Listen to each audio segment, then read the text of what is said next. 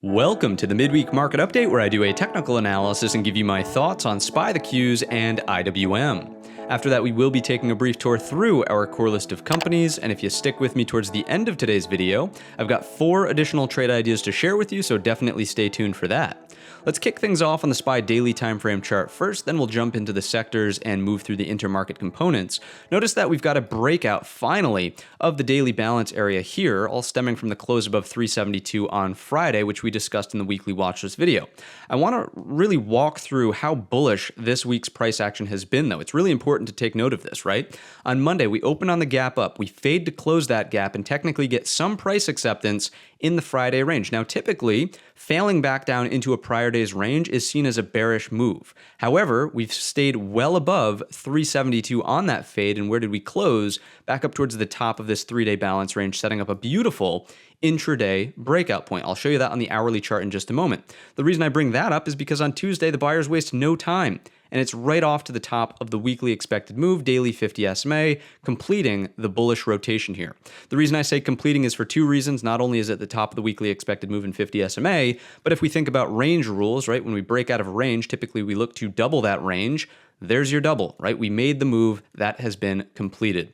So incredibly bullish price action this week, and everybody is suddenly all up in arms about the inverted hammer that's printed on today's session. Now, again, I will fully give credit where credit is due. The buyers did fail to hold outside of the prior day's range, and the sellers really stepped up and closed fairly weak down towards the midpoint of the Tuesday breakout bar. I will concede that. However, from the daily perspective, does it look like we're about to jeopardize the new budding uptrend here on this chart? I would say no. Right? I would say no. As long as we're above 372, buyers do remain in control from my perspective, right? The way I'm seeing things. If we think about trend count, here you go. There's your higher low. If we go to 372, I'm watching for bullish reversal patterns for another higher low. From the daily perspective, you've got something that looks like this: break, retest, and go. Right? So 372 really needs to be violated and closed underneath before I start leaning more into the bear case here on the daily time frame chart. Let's go to the hourly now so I can show you, again, that breakout point. So here it is from Monday, right? There's your breakout point, pressure cooker top, break it, and right to the top of the weekly expected move on Tuesday. If we violate the lows of today's session, this is the inverted hammer, right? There's your upper wick. Here's kind of the close, right? That's what the daily candle looks like. If we break down underneath the lows there, it would be very reasonable to go to 378.50 and still be fine, right? Think about a bull flag. Would it not be reasonable for a pullback to happen after this basically vertical move in the marketplace? Would it not be ideal for consolidation back and forth here to form an hourly bull flag and then watch for continuation possibly early next week? To me, it seems very reasonable. Of course, that does imply that into the remainder of the week, we will experience some sideways price action or even lower, right? The bulls may need to catch their breath, so to speak, but it doesn't seem very far-fetched, and it certainly wouldn't jeopardize the daily trend that we just talked about. Notice that 372 as well, if this gets violated, the original breakout point, right? And we go back to here, again, higher lows are on the table still, from here to here to here. And I'll be watching out when and if we get to 372 for any hammer candles, any intraday double bottoms, any intraday inverted head and shoulders, right? Something that looks like this, trying to buy the pullback to 372 instead of getting all giddy and trying to short this up here, noting that we're still in the control of the buyers as long as we're above 372. So that's how I'm looking at the market thus far into the remainder of the week. Of course, everything that I've said so far would suggest pullback into the remainder of the week, but the structure doesn't really change unless we've got solid red-bodied closes underneath 372. If we get something like this, I will certainly change my tone. I'll be the first to admit it, that this would be a very bearish phenomenon, noting that we've got the balance range. Now we've got trapped buyers up here. This is now all overhead supply. If we close back down firmly underneath 372, of course we'd look for the rotation lower. All of this overhead supply needs to close out if they're responsible short-term traders. If they're longer-term traders, then they're either going to be patient and not look to buy more, or maybe they have a harder stop somewhere underneath here. I have no idea, right? But that would be more of a bearish indication moving underneath 372. A couple more things I want to point out here on the daily perspective. I suppose it's just one more. Is taking out the Fibonacci from here to here.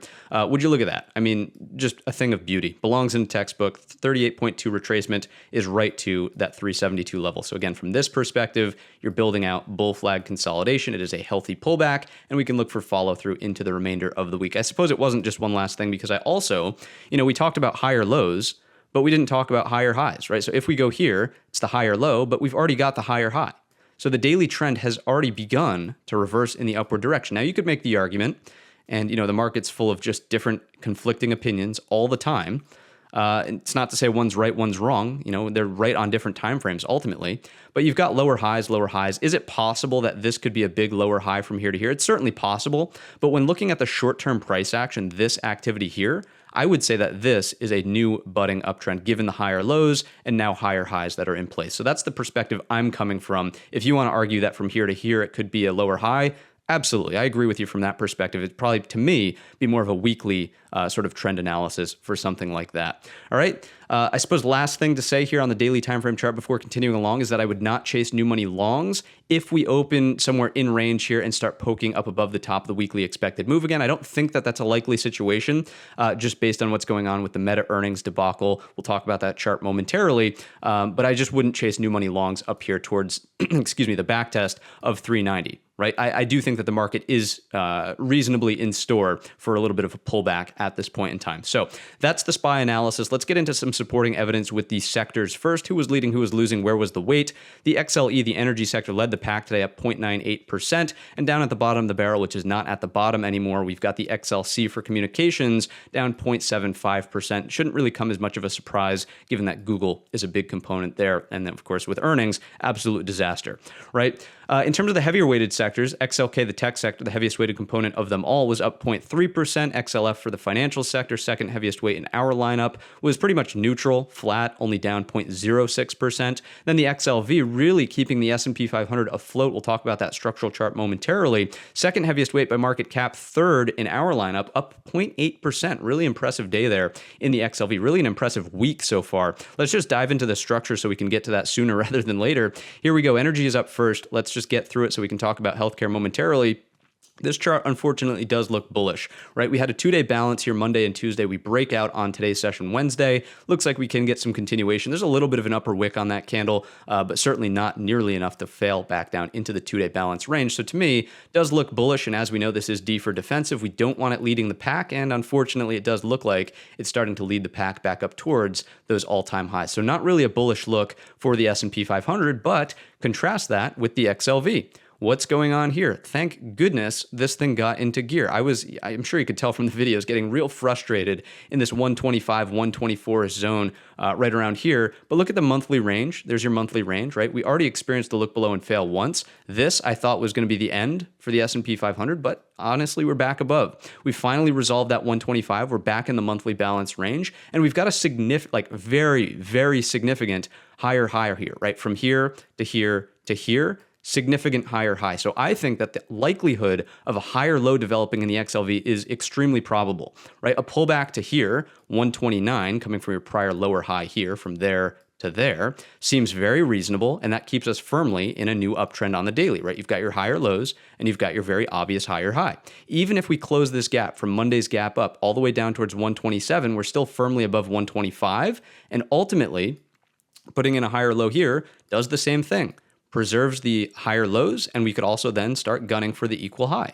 I don't think that would be too far-fetched. Now, of course, into the remainder of this week, it would suggest that pullback can be likely, and we do have a solid little upper wick here, so breaking underneath this bar's low would open the door for lower. If we just go sideways, then goodness, that's even more bullish, right? It's probably going to hold your S&P 500 neutral regardless of what the Meta earnings do.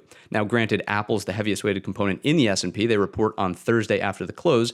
Definitely something we'll talk about momentarily here. But the XLV holding up at the highs will be a bullish force for the S&P 500. So we spent some time on it because it's the second heaviest weighted component. Keep an eye on your XLV. I think that this will keep the market neutral sort of into the remainder of the week. Let's take a look at the XLP now. Consumer staples, where some spending is taking place. Notice that this is rallying up towards its equal high here. Very high probability of a higher low somewhere above 70 or even 69 would be acceptable as well. Noting that you've got low, higher low. You could technically come to here and also be putting in a higher low, and that preserves the new budding uptrend. Do remember, though, that this is D for defensive. Ideally, this pulls back and cools off and goes sideways. And then we get some more participation in something like the XLY. Great segue here to the XLY because this is actually lagging. Right? This to me is much more of a neutral, if not slightly bearish indication for the S&P 500. XLY is much more of a risk-on sector, and notice how it's not nearly up towards the top. It's not breaking out of the top of its balance originally from in here, right? It's not at the 50 SMA. There's some work to be done in the XLY, so I'm really keeping a close eye on this one as well to see if it can get in gear. Certainly today's inverted hammer would not suggest anything bullish. As a matter of fact, a breakdown under the lows, and it's all about 140, 150. Reason being, again, if we're going to get that beautiful higher low phenomenon, it's got to be there. We can't really afford to go underneath 140, 150 in your XLY. And notice how close this one is to jeopardizing that new trend here. So this is one to keep an eye on as well, noting that it's threatening bullish support in your S&P 500. Next up, we've got the XLK, the tech sector, the heaviest weighted component of them all, doing fine, honestly. Look at this range. That's the original 4-day balance right around in there. We've gotten price acceptance higher. We've gotten the higher lows. Now, again, granted, Apple could come along and demolish this on Thursday after the close, but one step at a time for now, keeping it objective.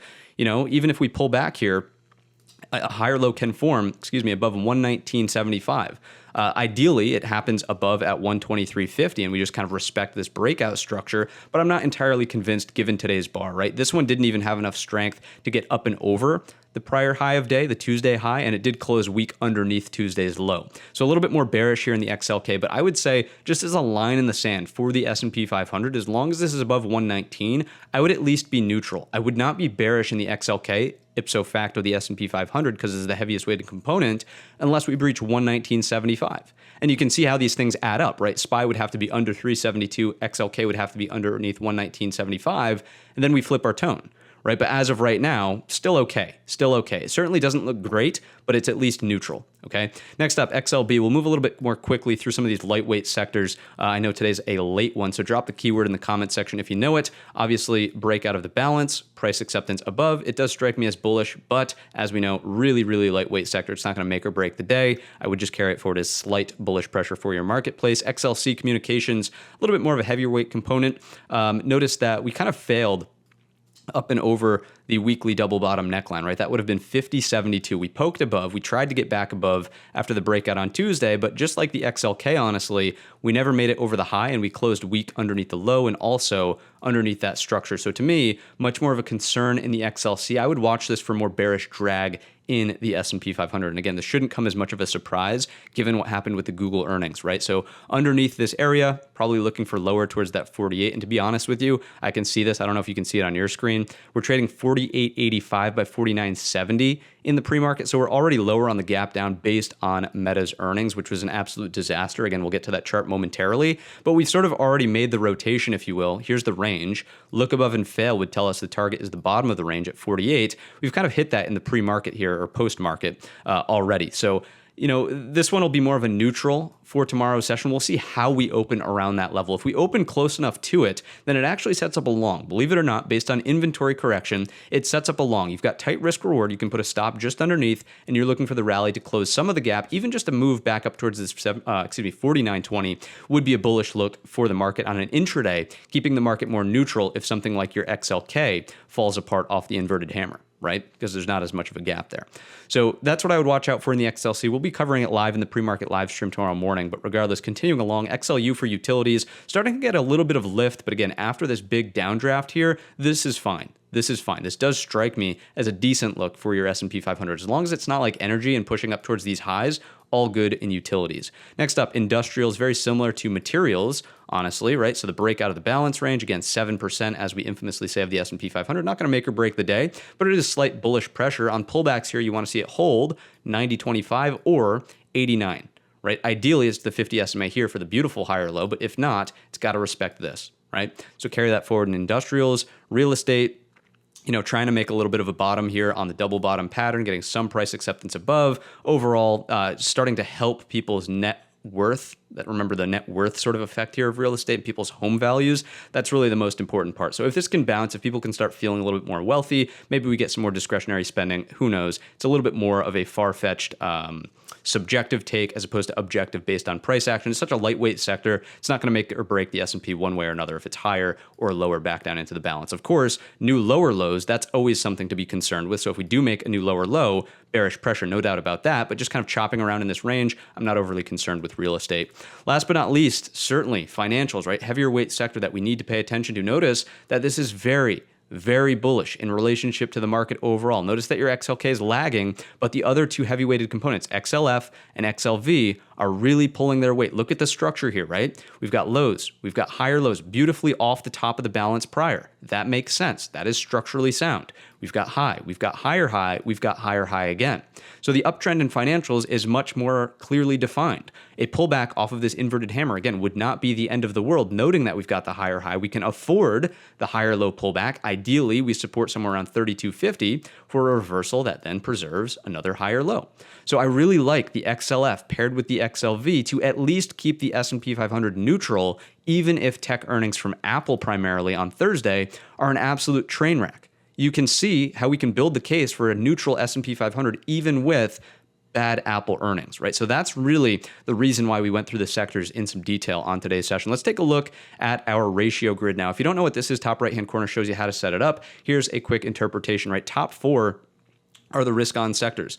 Notice that the XLK still looks horrible, right? It never really got in gear. It was trying there. It really was trying, but it just fell right back apart on today's session. So that alone is enough to say, hey, you know, sure, we're getting a little bit of a bear market rally, but we're not out of the woods. We're not expecting a big reversal, you know, back to all-time highs in the S&P 500 with the XLK looking like this on a relative basis. XLV checks out, looks great. XLF checks out, looks great. We just talked about that on the structural charts, right? So that's risk on, certainly, but with this, thorn in the side. And it's been that way for quite some time. We've been talking about that for a while.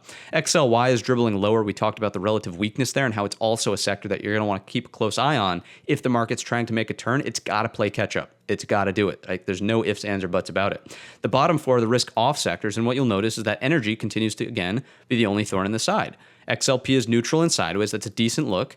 Real estate, lower. Utilities, lower. It's just energy. Energy gunning back up towards those all-time highs is really, you know, I can't tell you how many times we've said it so far, but it's this and it's this that are the concern for the S&P 500. When these charts flip, you'll know that, you know, the S&P is in a more comfortable spot for looking for some continuation in the upward direction to a serious degree, right? To a serious degree. So that's the ratio grid. Let's take a look at the TNX now, which of course is the 10-year interest rate. And what I've actually done is instead of typing these things in manually, I've just made my own watch list of this stuff. So here's the TNX. Now, another thing that everybody's been talking about on social media, making top calls in the TNX, and I think that's fine, right? But I'm not convinced that this is the top. Right? We know that the Fed is going to continue to hike rates. We'll talk about the countdown calendar in just a moment. But I mean, we made this really, you know, parabolic type move in here, and only now are we coming back down to trend. So I'm not convinced that like rates are going to collapse, stabilize, and go back down to 3%. I still think rates are going to be elevated. Now, I could be wrong, and this could happen, but I would say that this, you know, the market environment from the Fed certainly supports the idea that we'll at least catch ourselves for a footing here and kind of hover around, you know, 40, which is 4.0 in the rates, and you know, we're still in a high rate environment. So sure, a couple of days of pullback, but again, it's not like magically going to reverse and suddenly go back down to 3% in the blink of an eye. I just don't think that will happen here, right? So overall, TNX does still strike me as an issue for the S&P 500. Obviously, it's been good to see it lower over the past couple of days, which has helped the rally that we're seeing in the S&P 500. But if we find support at kind of this trend line here, then I don't necessarily think that that's a great look for your S&P 500. Maybe we struggle. We do get that balance, right? So if this bounces into the end of the week, that's where the S&P probably goes sideways above 372. Right, so that's something to be thinking about here. Here's the countdown calendar, and what I want to point out is we know that the rate hike is next Wednesday, right? We're pretty much pricing in a 75 basis point rate hike. You can see that here and here. But if we go out to December, and let's go to the compare tab, right? So this is something that we don't look at often, but let's go out to December now. Now that we're on the compare tab, notice that, so at the lighter periods indicate further back in time. So further back in time, there was more pricing in of the 75 basis point rate hike again in December. But notice what's the shift that's taking place, right? This is slowly decreasing, and this is actually on the up and up. So more people are expecting a pricing in of 50 basis points in December as opposed to 75 as we originally were over here. So that, of course, a lower rate hike would be, it's not a Fed pivot, certainly don't get me wrong, it's not a Fed pivot, but it's an easing, like they're letting off the accelerator, so to speak, on the rate hike, which of course is a bullish thing for the market. Slower rate hikes, dial it back a little bit, maybe tech can start to catch up. So that's just an interesting take I wanted to share with you on today's session. Let's get back on over to the platform. We'll go to the dollar since we covered it in the weekly watches video from Sunday. This has also helped the market move higher. We talked about this on Sunday, right? Did we not talk about the breakdown of the secondary support trend line to the primary, which would be a bullish force for the market? I mean, go back and watch the video. So the dollar moving to the primary support trend line does strike me as a solid sign for equities, but now that we're at the primary support trend line after making a new higher high, again, would it not be reasonable for this to bounce here for a little bit of either a dead cat or just support off the trend line? Absolutely, which supports the idea that the market hangs out neutral above 372, but probably not breaking out and continuing over the top of the weekly expected move. So something to consider here in the dollar. It would sort of support the idea that the market may see a little bit of a pullback, right? Let's get into some volatility products now. VIX is up first. We're finally falling out of this box. Bullish signal for the market, right? Still, don't get me wrong, we're not down at 2050 floor, but we're making steps in the right direction. So can we get some more price acceptance, so to speak, in the VIX underneath the 2750 handle? Certainly would strike me as a step in the right direction for sucking some of the volatility out of the marketplace, making it a more stable place, a stable environment for long-sided traders to feel more comfortable participating in upside, right? So this is a big step in the right direction. Even on today's session with the reversal off the highs, notice that the VIX closes fairly weak, which does strike me as a bullish sign. Let's take a look at the VVIX. This, unfortunately, sure, it's indicating that people are comfortable not having huge hedges on, but it opens us up to that flood effect, right? We know that there's some pretty serious economic data coming out tomorrow, the GDP, as well as on Friday, the PCE, the Fed's measure of inflation, right? So this could easily open us up for, again, that gamma squeeze effect. Flood effect is on the table now that we're back underneath 85 firmly. Ideally, this wants to be somewhere more, along the lines of 90. So VVIX, is indicating some risk out there in the marketplace. And then last but not least, from a volatility perspective, I don't know why I'm about to type it in when I've got it right here. Let me use that to my advantage. We'll go over to the trade tab. And I want to finally let you know, let you know, look at what we've got. There we go. There's the November contract. Here is the December contract. And would you look at that? We are out of backwardation. We are back in a mild state of contango. This could flip-flop back to inversion, back to backwardation in the blink of an eye. But as of right now, this is a positive indication for the marketplace, indicating that there's more volatility now in the future as opposed to right now. Okay, so big step in the right direction for settling the marketplace down a little bit as we've been making this rally higher. Again, we're not like massively in contango. This is very mild right here. What would that be, like a 45-cent contango? But it's a step in the right direction. Okay, so you can start to see some of these bullish data points where, again, I don't believe that the market's just going to make a crash move down to like 350.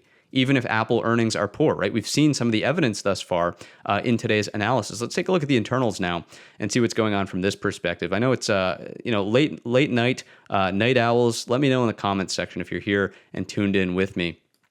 I filmed this one after dinner today, which is very rare for me. But regardless, here we go. Internals, right? Let's talk about it. Inflows, very serious on the Tuesday session, well over 300 million. Even on today's pullback, notice that the inflows are bullish. This is not a bull flag, but I'm just indicating, inflows were steady up towards that, let's just call it 200 million, right? So solid moves into the market as opposed to outflowing from the market on this pullback. It's not like we made a massive dive underneath the zero line for a pretty substantial close underneath. Advanced decliner, still positive all day. Remember that we need to see more rotation-based trading, which is exactly what's been going on here. Instead of being massively correlated with huge moves up here and down here, as we've been seeing for like the past 3 weeks when we were stuck in that balance area, we're finally starting to see some reasonable moves in the mid-range of the advanced decliner. So rotation is taking place across the marketplace, which supports the idea that a trend can continue. And it's not just going to be sell everything, buy everything, sell everything, buy everything, right? This is an indication of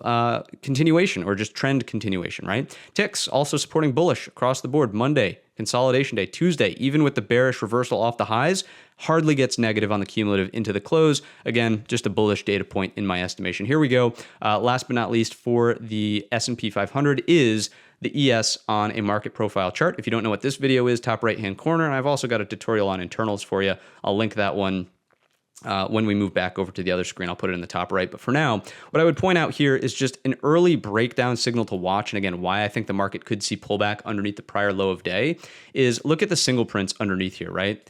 This is from Tuesday. If we crack underneath today's low, it's also breaking the single prints from Tuesday, which as we know is thin structure. Just look at the volume distribution from here and here. Obviously, there's not a whole lot of volume support in that area. So if we break this down, it would again be reasonable to me that we do head lower into some of those SPY pullback zones that we discussed earlier on in today's video. Notice that the point of control was lower on today's session as opposed to higher, and the value area is mostly overlapping. It didn't really develop in the upward direction, even though we had some pretty serious price exploration above the value area and prior high of day. Right? So that to me would be another indication of, hey, neutral to slight pullback into the end of the week, just based on where the volume went through on today's session. Let's get back on over to the platform and round out the rest of the broad market. Here's the QQQ. Psychology will be similar, but slightly more bearish in the QQQ, noting that we did not make a new higher high here, and we closed weak underneath the prior low of Tuesday. We also didn't really break out over the 3-day balance highs. They're right here. So I would start to look at this as more of a daily balance here in the QQQ. Certainly higher low pullbacks want to happen above 270, 325. I would watch for reversals around this area, then retarget equal highs here. If we move lower, line in the sand, no questions about it, has to be here. Otherwise, again, I think we've got suckered in longs who are now overhead supply, close out. That's where you expect the rotation into 255 in the QQQ. But based on the evidence we've seen so far, I think that this has the possibility to at least hold up, slightly more neutral in here as opposed to be an all-out collapse. But the S&P 500 does have some other components, namely healthcare and the financial sector, which are keeping it more afloat, bullish, and neutral, whereas the QQQ is going to be much more subject to the volatility of Apple earnings coming out on Thursday. So a little bit more weakness here. If you're looking for longs, I'm just trying to make the argument that you should probably be looking at the S&P 500 and not the QQQ. Right? To me, it's as clear as day on the relative weakness from that perspective. So those are the levels, very choppy on the upside. I would kind of wait for a clearing of this overall daily range to start looking for new money long. So up and over 283.50, that's where it kind of opens the door for breakouts and continuation. Probably target the 50 SMA, just like we did in the S&P 500. Next up, we've got IWM Russell 2000 and the small caps, and then we'll blast on through the core list of companies there.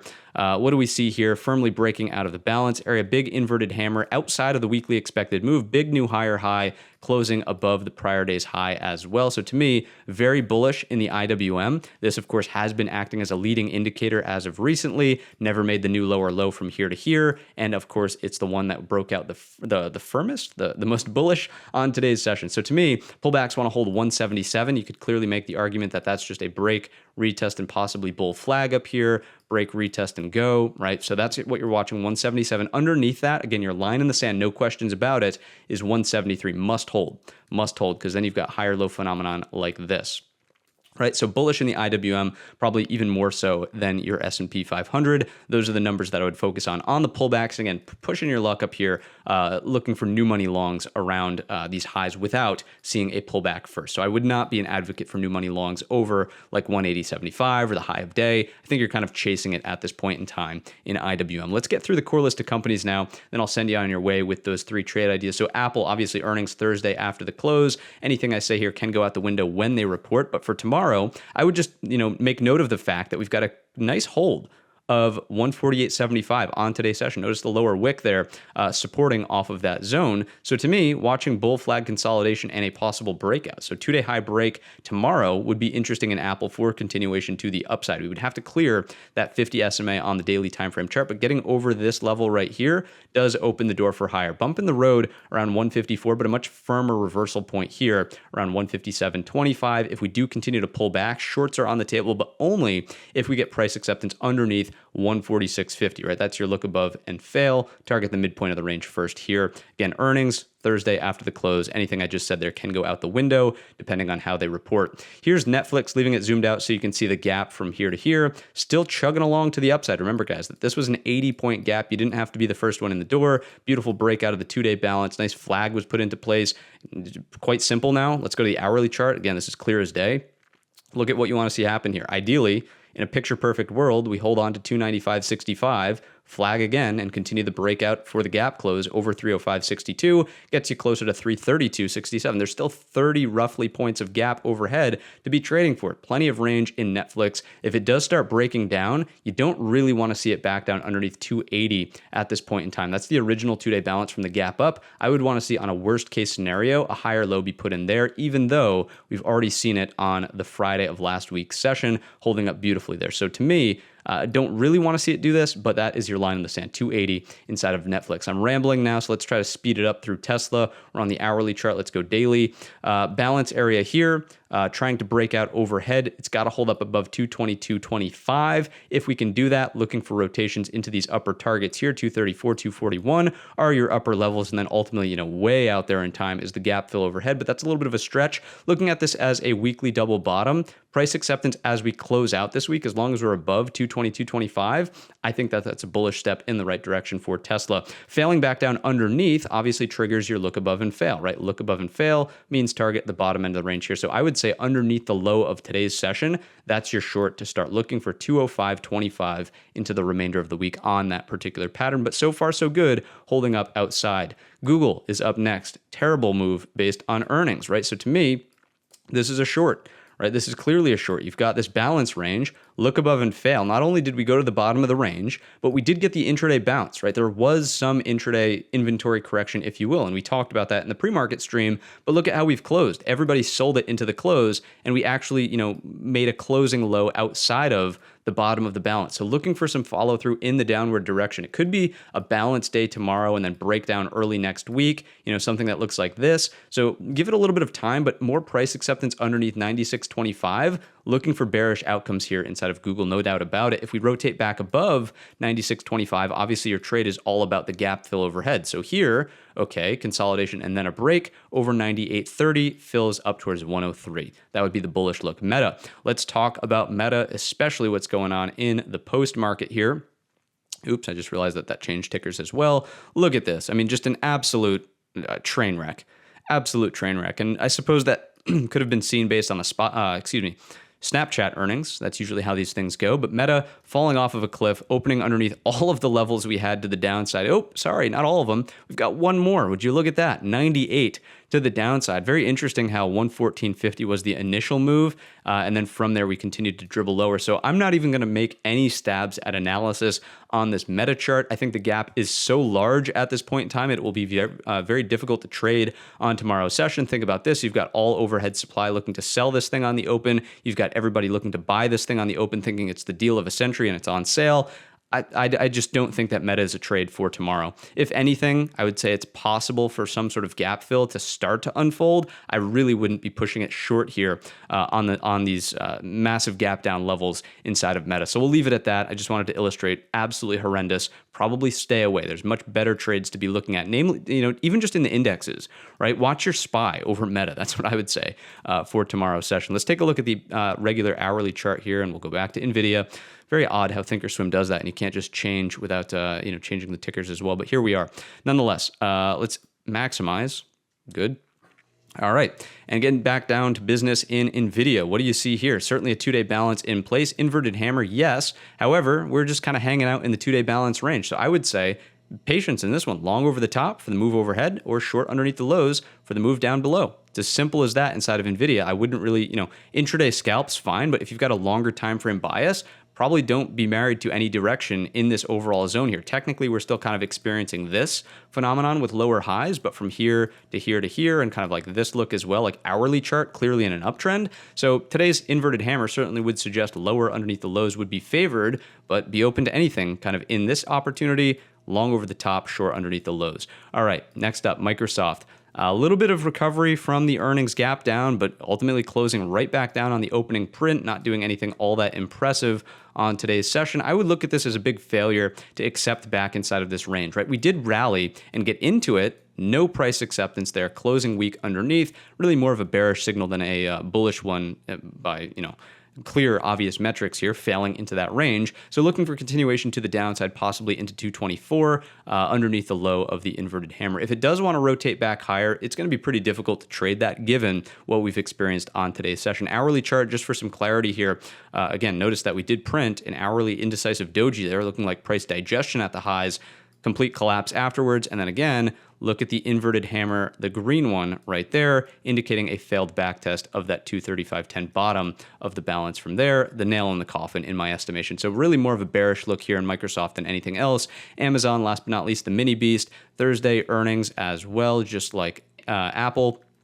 Back down inside the balance range, so look above and fail is in play. Short underneath the low into the remainder of the week into 112.50 would be an ideal outcome, and then further than that, you're looking at 108 on the downside. In here, that just goes sideways, a little bit more neutral. I wouldn't really want to long it either if we're back above 118. I think the long is now a little bit more tricky to pull off given the upper wick on today's session failing that back test of 118, favoring short-sighted outcomes into the remainder of the week. Okay, enough rambling. I feel like this video is possibly one of the worst I've ever done from that perspective, but here we go with Home Depot. Bullish trade set up here in Home Depot. Obviously, you've got the hammer candle, 2-day balance in place. It's an inside bar. If you take out the top, obviously, I mean, just look at this setup, guys. It almost speaks for itself, right? Break out of this level, look left, target this. Boom. Simple as that in Home Depot. Over 292, 10 points of range into 302.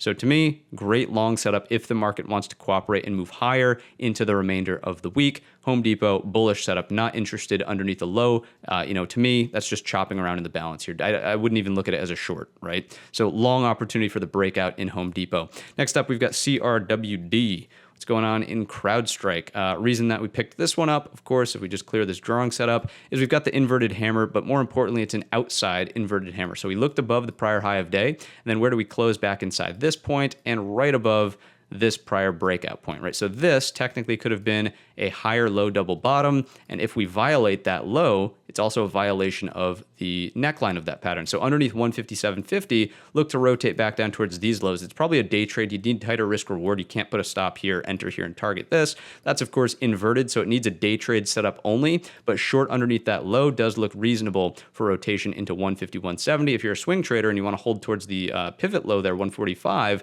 I wouldn't call you crazy, but just make sure you're trailing a stop if that does take place, noting that the broad market overall is trying to find a little bit of a trend reversal, right? So that's CrowdStrike. Next up is PFE, Pfizer.